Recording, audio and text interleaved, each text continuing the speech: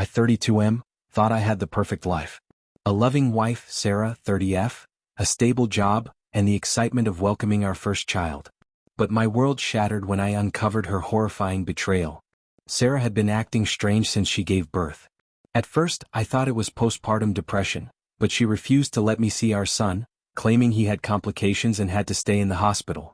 Days turned into weeks and she kept making excuses. Then one night, her secret came to light in the worst way possible. Her affair partner, a guy named Jason, 34M, sent me a message, drunk, angry, and looking for revenge after Sarah cut him off.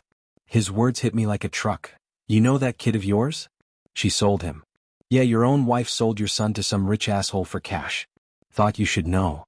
I didn't believe it at first. It sounded too insane. But when I confronted Sarah, her face went pale. That was all the confirmation I needed. She tried to lie, then tried to justify it, said we were struggling financially, that it was for the best, that the rich man would give our son a better life.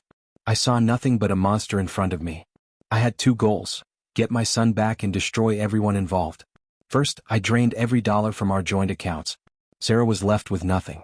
I filed for divorce immediately, citing her infidelity and the sale of our child. My lawyer was brutal. Since I was the sole earner, I ensured she walked away with absolutely nothing. I even managed to get a restraining order against her, preventing her from ever coming near me or my son again. But I wasn't done yet. Next was Jason. I found out he had a history of fraud and drug dealing. A few anonymous tips to the police, complete with well-placed evidence, ensured that he wouldn't be a free man for long.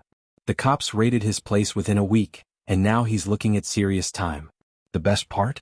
He had no idea it was me who set him up. I made sure he thought Sarah had betrayed him too. Last I heard, he was screaming her name as they dragged him away in cuffs. Then came the rich man, Robert, 50M. A well-connected businessman who thought money could buy anything.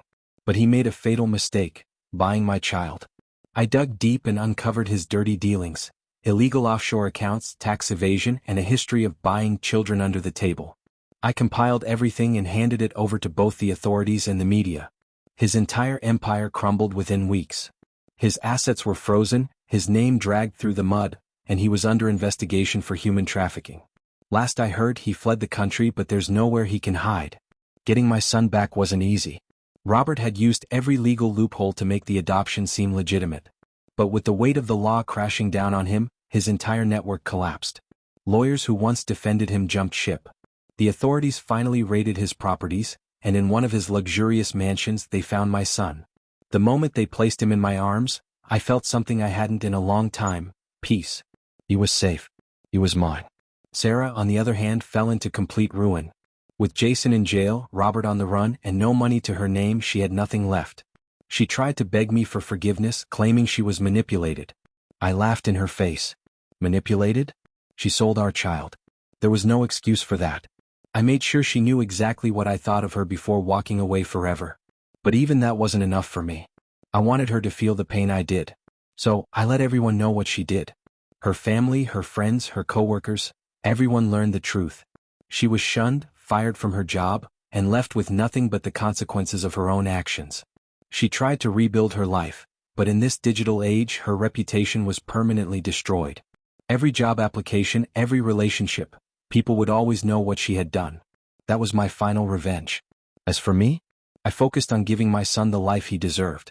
I moved to another city, started fresh, and never looked back. The nightmares of what happened still haunt me, but every time I hold my son, I know one thing for sure. I won. Sarah, Jason, and Robert thought they could ruin my life. Instead, I destroyed theirs. And I have no regrets.